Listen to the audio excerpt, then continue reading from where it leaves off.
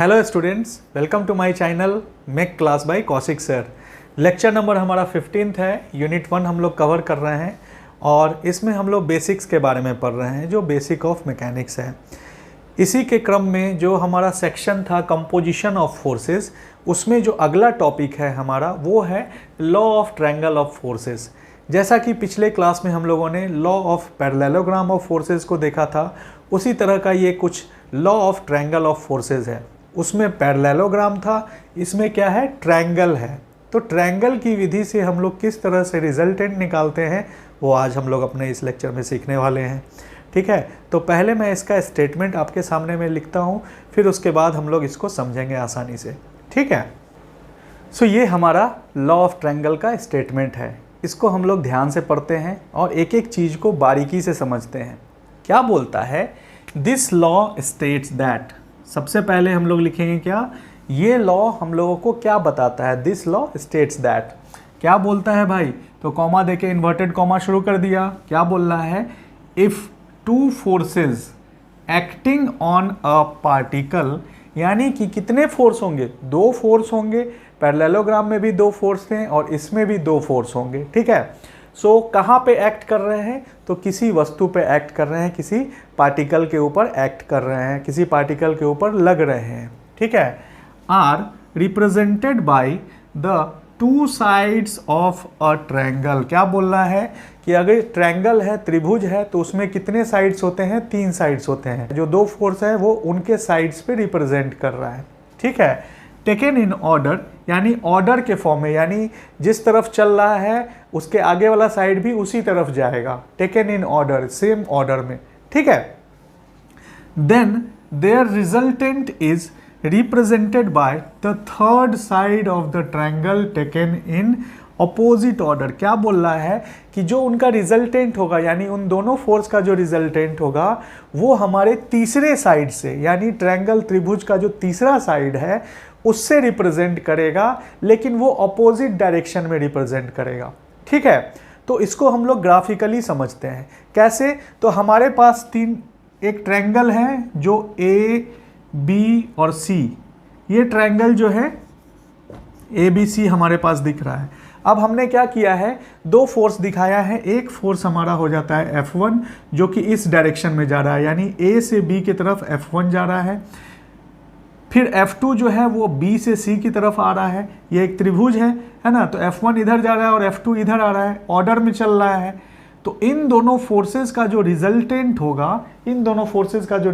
होगा, वो तीसरे साइड से हम लोग दिखाएंगे। जो तीसरा हमारा साइड होगा, जो थर्ड साइड जो है वो हमारा रिजल्टेंट कहलाएगा। लेकिन ये चल रहा था इस ऑर्डर में, अब इसका ऑर्डर चेंज हो जाएगा, यानी ये अपोजिट साइड में आएगा।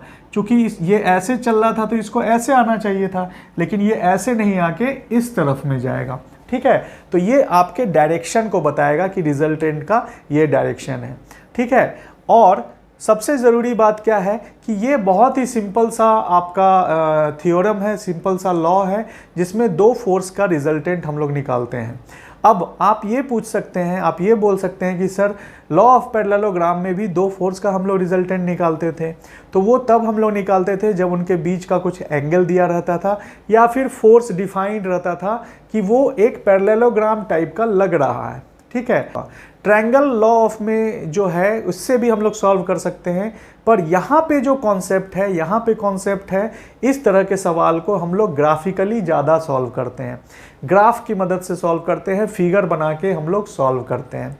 ठीक है, तो आइए हम लोग एक एग्जाम्पल, एक क्वेश्चन सॉल्व करते हैं इसी लॉ के ऊपर में, जो हमारा law of triangle of forces है। ठीक है, तो ये हमारा क्वेश्चन है law of triangle of forces के ऊपर बेस्ड। इस क्वेश्चन को समझते हैं, बहुत आसानी से बनेगा। ऐसे हम लोग इसको एनालिटिकली भी सॉल्व कर सकते हैं, वो भी मैं बताऊंगा, और ग्राफिकली भी सॉल्व कर सकते हैं, वो भी मैं बताऊंगा। ठीक है, तो पहले हम लोग एनालिटिकल करेंगे, फिर उसके बाद हम लोग ग्राफिकल करेंगे। तो क्वेश्चन क्या बोल रहा है, पहले इसको समझ लेते हैं। क्या बोलता है, a particle is acted upon by the three forces equal to 50 newton, 100 newton and 130 newton along the three sides of an equilateral triangle taken in order। क्या बोल रहा है, कोई एक वस्तु है जिस पे तीन फोर्स लग रहे हैं।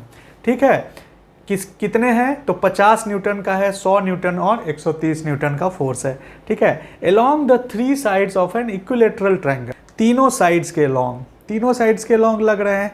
और कौन सा ट्रायंगल है, तो इक्विलेटरल ट्रायंगल है। हम जानते हैं कि इक्विलेटरल ट्रायंगल में जो होती है तीनों भुजा बराबर होती है और तीनों एंगल बराबर होता है। यानी कि अगर कोई इक्विलेटरल ट्रायंगल है हमारे पास, तो इसमें ये साइड और ये साइड तीनों बराबर होगी और इसका एंगल जो होगा वो 60, 60 और 60 का होगा, क्योंकि तीनों साइड्स मिला के जो है 180 डिग्री का एंगल बनाते हैं। इसको हम लोग क्या बोलते हैं, इक्विलेटरल ट्रायंगल। तो क्वेश्चन में क्या बोल रहा है कि ऐसा ही एक इक्विलेटरल ट्रायंगल है जिसके तीनों साइड्स पे फोर्स लग रहा है। ठीक है, तीनों साइड्स पे फोर्स लग रहा है और तीनों फोर्स जो है उनका डायरेक्शन जो है वो एक ही तरफ है, टेकन इन ऑर्डर। यानी इस तरफ है तो ये भी इस तरफ होगा और ये भी इस तरफ होगा, तीनों साइड्स पे है। तो हम लोगों ने लॉ ऑफ ट्रायंगल में 2 फोर्स के बारे में पढ़ा था, तो तीसरा साइड जो है ऑटोमेटिकली उसका रिजल्टेंट होता था।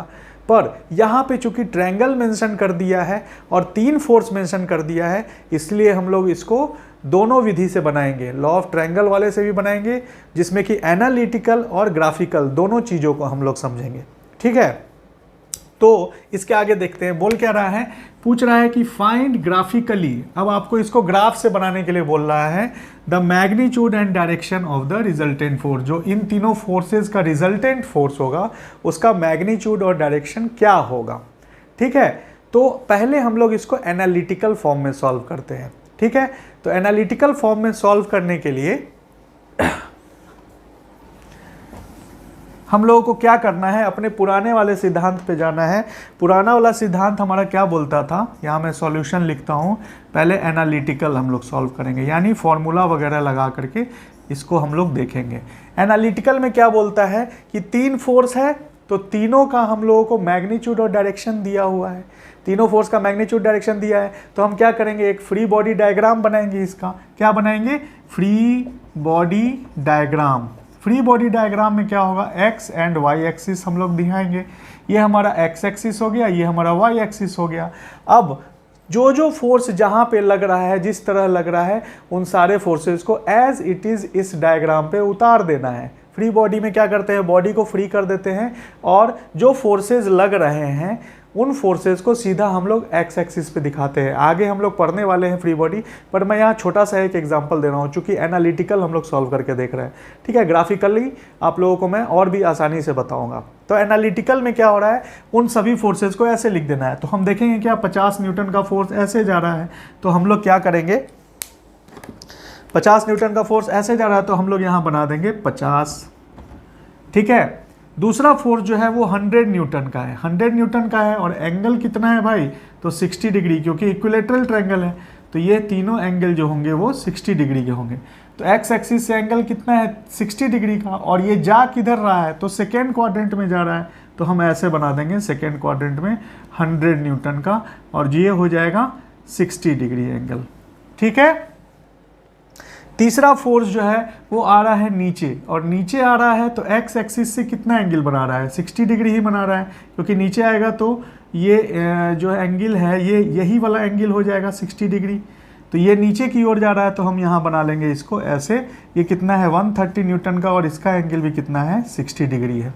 ठीक है, ये वाला हो गया हमारा फ्री बॉडी डायग्राम। अब हम लोग क्या करेंगे, समेशन एफ एक्स निकाल लेंगे और समेशन एफ वाई निकाल लेंगे। बहुत सिंपल सा है, सिग्मा एफ एक्स जब निकालेंगे तो वो हो जाएगा 50, सिर्फ एक्स के लिए फोर्स को देखेंगे तो यहाँ 100 न्यूटन है, 100 न्यूटन का एक्स कंपोनेंट जो होगा वो हो जाएगा 100 cos 60, और 130 न्यूटन का जो एक्स कंपोनेंट होगा वो 130 cos 60, यानी इसका जो कंपोनेंट होगा ये यहाँ पे टूट करके आएगा।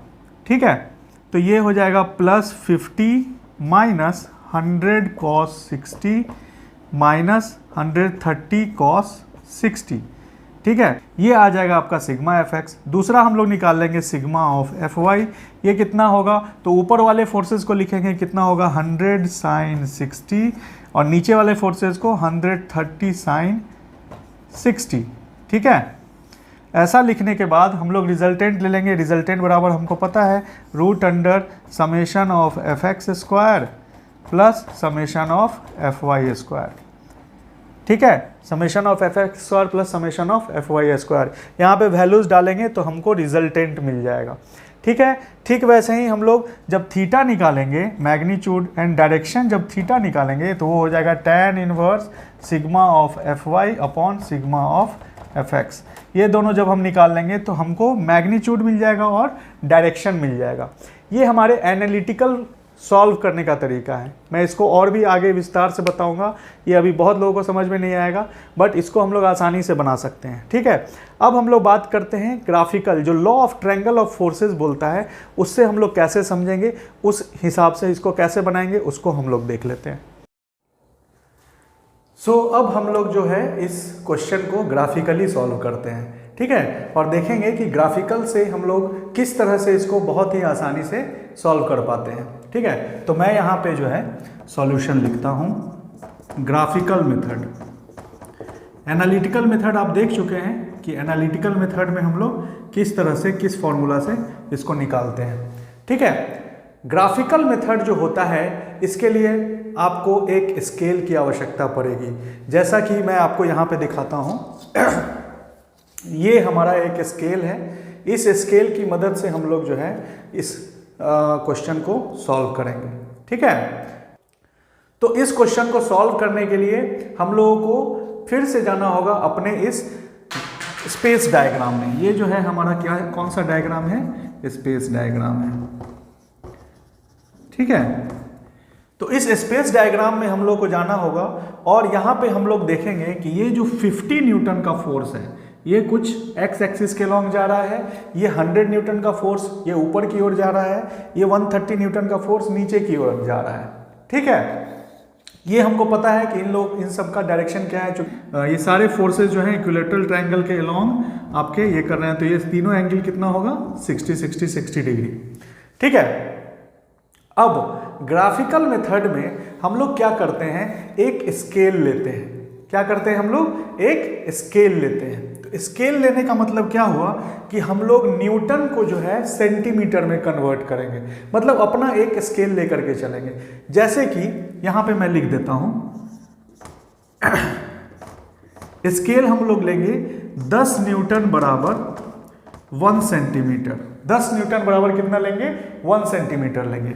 तो हमारे पास क्या कितना फोर्स है, एक है हमारा 50 न्यूटन, कितना हो जाएगा भाई 5 सेंटीमीटर का। दूसरा है हमारे पास 100 न्यूटन, तो 100 न्यूटन कितना हो जाएगा 10 सेंटीमीटर का। और फिर है हमारे पास 130 न्यूटन, तो 130 न्यूटन कितना हो जाएगा 13 सेंटीमीटर का। ठीक है, ये हम लोग एक स्केल लेते हैं। तो चूंकि इस स्केल को हम लोग थोड़ा सा चेंज कर रहे हैं, इसको हम लोग क्या कर रहे हैं, 2 गुना कर दे रहे हैं। कितना कर दे रहे हैं, 2 गुना। कितना हो जाएगा ये 2 सेंटीमीटर का। 10 न्यूटन कितना हो जाएगा 2 सेंटीमीटर। यहाँ 2 गुना करेंगे तो कितना हो जाएगा 10 सेंटीमीटर। ये हो जाएगा 2 गुना करेंगे तो 20 सेंटीमीटर, और इसको 2 गुना करेंगे तो ये हो जाएगा 26 सेंटीमीटर। मैंने इसको इसीलिए इतना किया है ताकि स्केल से मैं बोर्ड पे अच्छे से बना सकूं। आपके पास जितना जगह होगा आप उतना ही में उसको लेकर के चलेंगे। आपके पास यदि कागज़ पे बनाना है तो आप 1 सेंटीमीटर ही लें, 10 न्यूटन को 1 सेंटीमीटर, ये 5 सेंटीमीटर, ये 10 सेंटीमीटर, ये 13 सेंटीमीटर। पर हम लोग चूँकि बोर्ड पे बना रहे हैं तो मैंने इस स्केल को क्या किया है, 2 गुना कर दिया है। ठीक है, अब हम लोग जो है इसको इस तरफ करके थोड़ा सा लिख देते हैं। तो मैंने क्या किया, एग्जैक्ट जो स्केलिंग है उसको यहाँ पे लिख दिया है। आप क्या करेंगे, वो वाला स्केलिंग लेकर के चलेंगे, यानी 10 newton is equal to 1 centimetre. मैंने यहाँ डबल किया है। ठीक है, अब हम लोग जो है 50 न्यूटन का जो फोर्स है, यहाँ पे देखिए 50 न्यूटन का जो फोर्स इस तरफ लग रहा है, सेम टू सेम एक लाइन बगल में खींचेंगे। उस लाइन की जो लंबाई होगी वो कितनी होगी, 50 न्यूटन का कितना है 10 सेंटीमीटर। यानी कि स्केल से सेम टू सेम उतना ही लाइन हम लोगों को खींच लेना है, जिसकी लंबाई कितनी होगी, मैं थोड़ा सा इधर करके करता हूँ, जिसकी लंबाई कितनी होगी 10 सेंटीमीटर की। यानी यहाँ से यहाँ तक एक लाइन खींचो और इसकी लंबाई जो होगी वो होगी 10 सेंटीमीटर की। तो हम लोग इसको यहाँ पे इस तरह दिखाते हैं, ये हो गया 10 सेंटीमीटर, यानी कि ये हो गया 50 न्यूटन। ठीक है, अब अगला काम क्या करेंगे, जो 100 न्यूटन का जो फोर्स है, सेम टू सेम इस तरह का लाइन इसके एंड पॉइंट से, यानी ये पॉइंट अगर ए है तो दूसरा पॉइंट हमारा कौन सा हो जाएगा, बी। ठीक है, तो बी से हम लोग सेम टू सेम इसी डायरेक्शन में 100 न्यूटन का लाइन खींचेंगे। तो 100 न्यूटन के लिए लाइन की लंबाई कितनी है, 20 सेंटीमीटर की लंबाई है। तो हम वापस से फिर से स्केल को लेकर के जाएंगे वहाँ पे और देखेंगे कि इस तरह से है। तो हम क्या करेंगे, 20 सेंटीमीटर लंबा सेम टू सेम हम लोग यहाँ से एक लाइन खींच देंगे। ठीक है, तो ये हो गया 0 और यहाँ से एक लाइन खींच देंगे 20 सेंटीमीटर का। ठीक है, अब ये जो लाइन हो गया, ये हो गया 20 सेंटीमीटर का, यानी कि इसकी लंबाई, ये जो फोर्स है इसका वैल्यू है 100 न्यूटन। इसका वैल्यू कितना है, 100 न्यूटन। अगला काम करेंगे क्या कि जैसे ये B है, B से हम लोग कहाँ गए हैं, C पे गए हैं, तो ये पॉइंट हो जाएगा हमारा C। वापस से जो तीसरा फोर्स है वो कितना है, 130 न्यूटन का फोर्स है। तो 130 न्यूटन के फोर्स की जो लंबाई होगी वो कितनी होगी, 26 सेंटीमीटर की होगी। और यहाँ पॉइंट C से हम लोग सेम टू सेम इसी डायरेक्शन में लाइन खींचेंगे। ये देखिए, ये इस तरह का लाइन है, तो हम उठा करके इसको यहाँ पे लेकर के आएंगे, सेम टू सेम जैसे ये खींचा हुआ है वैसा ही एक लाइन खींचेंगे। कितना सेंटीमीटर का, तो 26 सेंटीमीटर का। सो यहाँ पे इनिशियल पॉइंट है 26, लगभग यहाँ पे आ रहा है, तो हम एक लाइन खींच देते हैं। ये जो लाइन हो गया, ये लाइन हो गया आपका कितना का, 26 सेंटीमीटर का। और 26 सेंटीमीटर बराबर क्या है, 130 न्यूटन। यानी ये जो लाइन है, ये किसके फोर्स को दर्शा रहा है, 130 न्यूटन के फोर्स को दर्शा रहा है। ये पॉइंट हो जाएगा आपका D। ये जो पॉइंट है और ये जो पॉइंट है, इनको हम लोग क्या करेंगे, जोड़ देंगे। इनको हम क्या करेंगे, जोड़ देंगे। तो इसको जोड़ देते हैं।